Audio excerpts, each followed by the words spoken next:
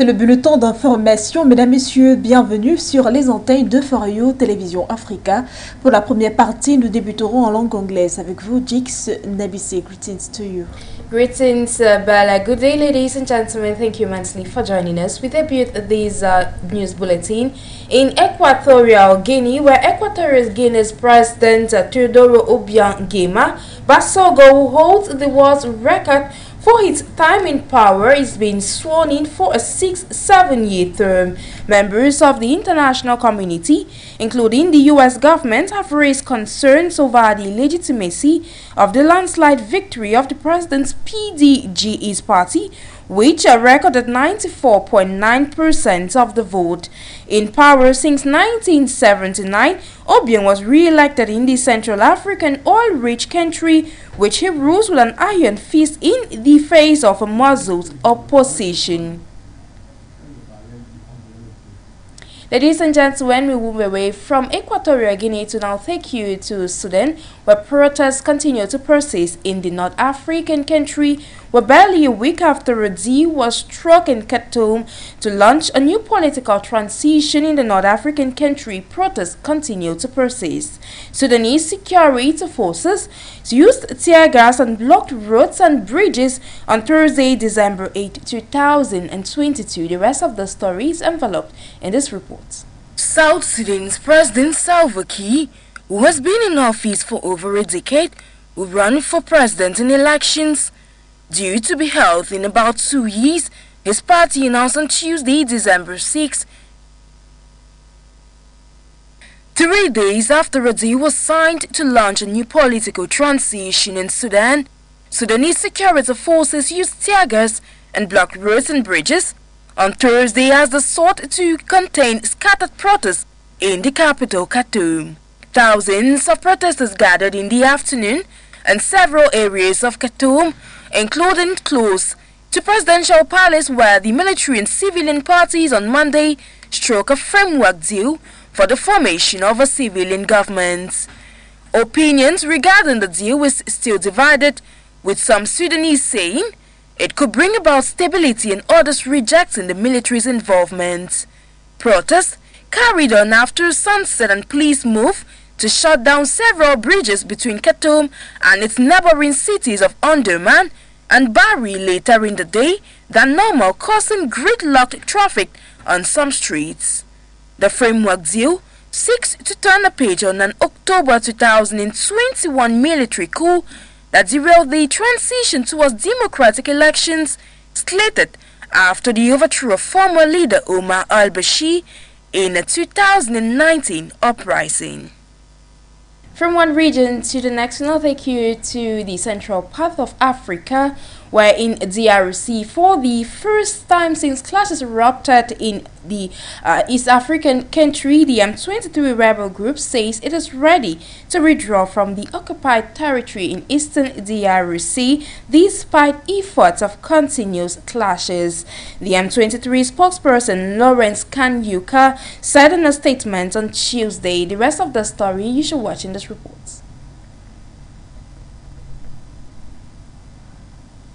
South Sudan's President Salva Kiir, who has been in office for over a decade, will run for president in elections. Due to be held in about 2 years, his party announced on Tuesday, December 6, 2022. The oil-rich country secured its independence from its northern neighbor Sudan in 2011, but plunged into civil war 2 years later, after violence erupted between troops loyal to Kiir and his ex-deputy turned rival, Riek Machar.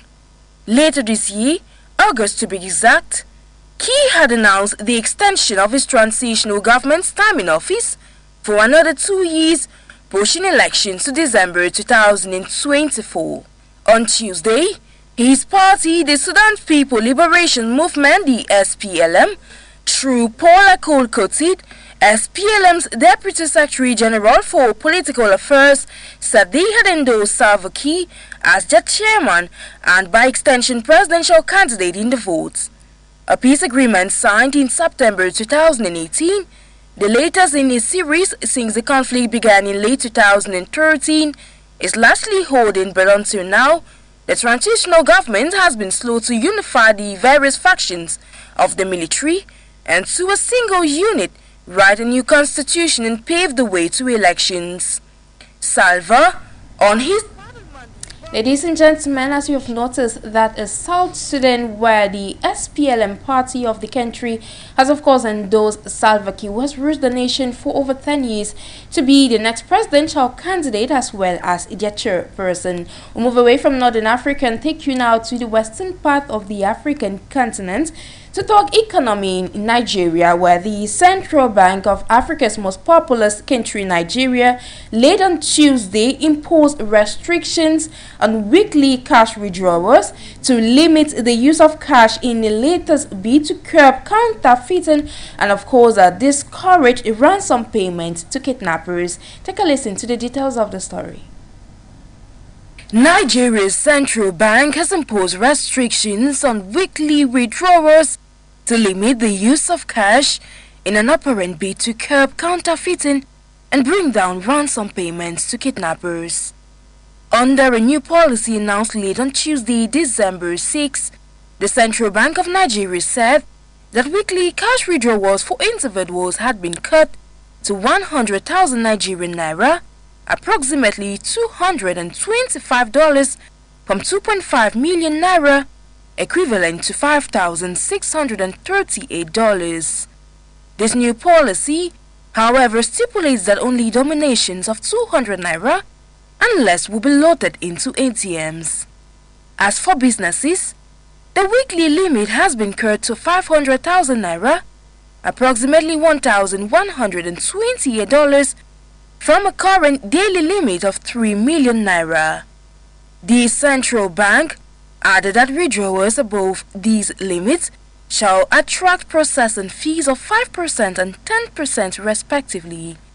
This new move, in a country where a majority of its citizens have no bank accounts and use informal markets where cash is preferred, will take effect on January 9, 2023.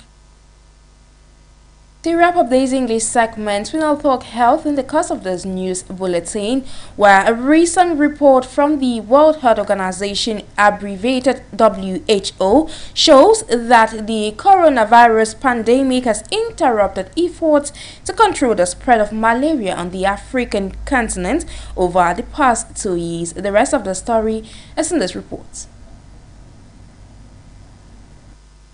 A latest report from the World Health Organization shows that the coronavirus pandemic has interrupted efforts to control malaria, resulting in 63,000 additional deaths and 13 million more infections globally over 2 years. Cases of the parasitic disease rose 2 years ago and continued to climb in 2021, though at a slower pace. The United Nations Health Agency said in its World Malaria Report 2022, released on Thursday, December 8, 2022. About 95% of the world's malaria infections and deaths last year originated from Africa, and just 4 countries, Nigeria, the Democratic Republic of Congo, Niger and Tanzania, accounted for more than half of all malaria deaths. Although estimated deaths from malaria globally declined to 619,000 in 2021 from over 620,000 in 2020, due in part to healthcare services stabilizing after pandemic-like disruptions, the number of deaths has remained higher than the estimated 568,000 in 2019, the report added. Meanwhile, the number of malaria infections continues to rise at a slower pace, and an estimated 247 million in 2021 that compares with 245 million cases in 2020 and 232 million in 2019. Ladies and gentlemen, that will be it for the first segment of this news bulletin. With me, Jix Nabuse, the next segment is in the French language with you. Bon après-midi, une fois de plus. Godé Dix Nabissé, la seconde partie, vous l'avez sans doute entendu, c'est en langue française. Nous débutons donc du côté de la République démocratique du Congo et nous parlons des élections générales. Alors, les habitants, la population de la République démocratique du Congo seront donc appelés le 20 décembre 2023 aux urnes pour les élections générales. Et bien sûr, donc, alors même que le défi majeur pour la bonne tenue de ce scrutin reste jusqu'ici la question sécuritaire, de nombreux pays européens appellent cependant à la transparence. Et dans ce reportage d'Assam Zili, vous avez plus de précisions. En République démocratique du Congo, la date de la prochaine présidentielle est connue. En effet, la Commission électorale nationale indépendante a fixé cette échéance au 20 décembre 2023. La présidentielle, qui se fera en un seul tour, sera couplée aux législatives ainsi qu'aux élections des députés provinciaux et des conseillers communaux.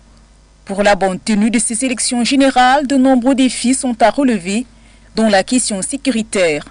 À noter que l'annonce de la CENI intervient alors que la RDC reste en proie dans sa partie est aux violences menées par les groupes armés dans le M23 qui contrôle une partie du Nord Kivu. Alors que l'actuel président Félix Tshisekedi a déjà exprimé son désir de se représenter, du côté des pays occidentaux, l'on appelle à la transparence. En janvier 2019, Félix Tshisekedi, candidat de l'UDPS, parti dont son père est l'un des fondateurs, avait été déclaré vainqueur devant Martin Fayoulou, candidat de la coalition Lamouka, et Ramazani Chadari, désigné comme le dauphin de Joseph Kabila. Les résultats de ce scrutin, 3 fois reportés, avaient fait l'objet de contestations de la part de Martin Fayoulou, qui se déclarait vainqueur. Connaissance de la vérité des urnes, particulièrement à la Conférence épiscopale nationale du Congo, CENCO, et à l'Église du Christ au Congo, ECC, à travers vos observations historiques, nous vous demandons de révéler au peuple congolais et au monde entier le nom de la personne qui a réellement incarné le choix de notre peuple. Mais également par la CENCO, la confrérie des évêques congolais, qui parlait d'escroquerie, et Paris, par la voix de son ministre des Affaires extérieures, Jean-Yves Le Drian, avait affirmé que les résultats de l'élection présidentielle n'étaient pas conformes aux attentes et que Martin Fayoulou en était a priori le vainqueur. Un autre élément qui avait fait l'objet de contestation est l'usage de la machine à voter, jugé pratique pour des résultats rapides par le camp Kabila. Cet instrument de vote avait été qualifié de machine à voler par certains opposants. L'élection de 2019 en RDC a donné lieu à la première transition démocratique dans ce vaste pays de la région des Grands Lacs, dont la scène politique a souvent été agitée. Et du côté de la République centrafricaine, 4 mouvements armés annoncent leur dissolution. Ceci rentre dans le cadre de la mise en œuvre de l'accord politique pour la paix et la réconciliation en République centrafricaine APPPR-RCA, signé le 6 février 2019 à Bangui et dont justement le clos a eu lieu le 4 décembre 2022 avec bien sûr la dissolution intégrale de 4 groupes armés qui ont donc réaffirmé leur attachement à la République centrafricaine et ceci en présence même du chef de l'État centrafricain, le professeur Faustin Archange Touadéra Fonnoira. C'est certainement une nouvelle page de l'histoire qui vient de s'ouvrir en République centrafricaine, notamment dans le cadre de l'instauration d'un climat de paix et de stabilité dans ce pays. En effet, 4 groupes armés ont réaffirmé leur attachement à la patrie en donnant leur avis favorable le mardi 6 décembre 2022 en présence du chef de l'État centrafricain, le professeur Faustin Archange Touadéra, à la mise en œuvre de l'accord politique pour la paix et la réconciliation en République centrafricaine, APPR-RCA. Il s'agit notamment du Rassemblement patriotique pour le renouveau de la Centrafrique, RPRC, de Gautran Denou Abba, du Mouvement des libérateurs centrafricains pour la justice, MLCJ, de Toumoudéa, de l'Union des forces républicaines fondamentales, UFRF, de Askin Zengue et de l'Union des forces républicaines. Signé le 6 février 2019 à Bangui, La PPR-RCA prévoit la dissolution intégrale des groupes armés comme étape finale du long processus enclenché depuis la mise en œuvre du DDRR. Un acte fort qu'a salué Faustin Archange-Touadéra, qui a d'ailleurs relevé que l'acte courageux et patriotique que vient de poser ce 6 décembre 2022 ses compatriotes en déclarant formellement la dissolution intégrale de leurs groupes respectifs constitue, une fois de plus, la preuve de leur attachement à l'APPR-RCA afin de répondre aux attentes des filles et fils de la nation centrafricaine qui n'aspirent qu'à la paix et à la sécurité, facteurs déterminants et nécessaires du développement de la RCA. Le chef de l'État poursuit en soulignant que tous les autres groupes armés doivent être conscients que c'est la seule voie à prendre pour reprendre pleinement et avec sérénité leur place au sein du pays de l'unité, de la dignité et du travail. Le père de la nation centrafricaine n'a pas manqué de renouveler son invite aux autres leaders des groupes armés d'emboîter le pas à ces premiers groupes dissous qu'il félicite afin de s'inscrire durablement dans la logique de la République. Située au cœur de la sous-région Afrique centrale, la République centrafricaine est en proie à des crises sécuritaires et des luttes fratricides de pouvoir, mais également sous instigation des forces impérialistes depuis des dizaines d'années, lesquelles ont freiné son élan vers l'émergence. Un chantier périlleux et difficile dont a eu le courage le président centrafricain professeur Faustin Archange-Touadéra de pouvoir mener afin que la paix et la stabilité règnent en RCA. Vous êtes sur la chaîne panafricaine For You Media Africa et vous regardez le bulletin d'information que nous poursuivons donc du côté du Niger. Lors d'une table ronde organisée les 5 et 6 décembre 2022 à Paris et présidée par le président du Niger Mohamed Bazoum, les bailleurs de fonds et partenaires au développement de ce pays de l'Afrique de l'Ouest ont donc promis de mobiliser plus de 30 millions d'euros. Ceci donc pour le plan économique et social 2022-2026. Grâce à ce plan de développement économique et social, le Niger ambitionne de réaliser un taux de croissance économique annuel de 9,3% et de réduire le taux de pauvreté de 8 points de pourcentage. Guéné pour plus de précision. C'est une nouvelle qui ravit plus d'un au Niger. Les résultats de la collecte de fonds organisée à Paris ont dépassé les attentes, atteignant les quelques 31,4 milliards d'euros, soit 2 fois plus le montant espéré. Une œuvre des institutions financières internationales, des agences des Nations Unies, de l'Union européenne et d'autres banques de développement, toutes mobilisées et déterminées à accompagner le plan de développement économique et social de Niamey s'étalant sur la période 2022-2026.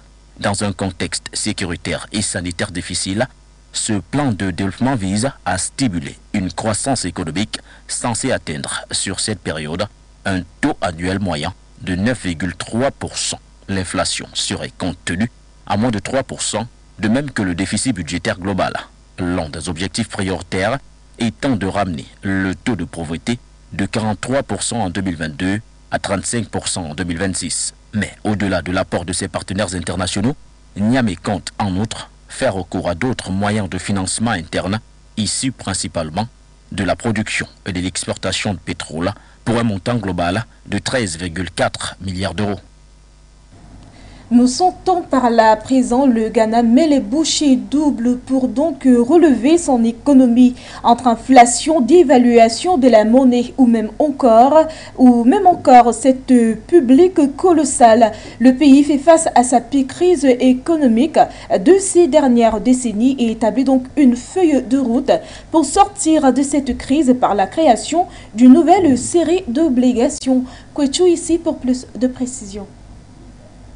Le Ghana connaît l'une des pires récessions économiques de son histoire. Pour tenter de faire face à cette crise économique, le ministère ghanéen des Finances a annoncé la création d'une nouvelle série d'obligations pour remplacer les titres dont la maturité arrivait à échéance. L'inflation dans le pays est de plus de 40% et la monnaie nationale a perdu plus de 50% de sa valeur. La dette publique s'élevait à 48,9 milliards de dollars en septembre, dont 42% de dette intérieure selon les chiffres les plus récents de la Banque centrale publiés le mois dernier. Le 5 décembre dernier, le Ghana a annoncé un échange de la dette intérieure, espérant que cette mesure contribuera à rétablir la stabilité macroéconomique. Le Ghana prévoit également d'échanger les billets en dollars locaux, les billets de cacao et la dette intérieure non négociable à un stade ultérieur, a déclaré le ministère des Finances ghanéen dans un communiqué le 7 décembre dernier. Samuel Arkoust, le directeur du Trésor et de la gestion de la dette, a déclaré le 6 décembre dernier face aux journalistes que le FMI n'avait rien à voir avec la décision du Ghana de procéder à une restructuration de sa dette intérieure. Le Ghana espère un accord avec le FMI d'ici la semaine prochaine. Les efforts de relance économique du Ghana pourraient être retardés et compliqués si une équipe en visite du Fonds monétaire international repart sans un accord. Une équipe du FMI est effectivement actuellement en visite au Ghana jusqu'au 13 décembre prochain. Mesdames, Messieurs, c'est la fin de cette édition d'information. Je suis Bala pour la version française. I have been Jakes Nabase for the English presentation. Ladies and gentlemen, as programs continue over for you, Media Africa. Stay charmed.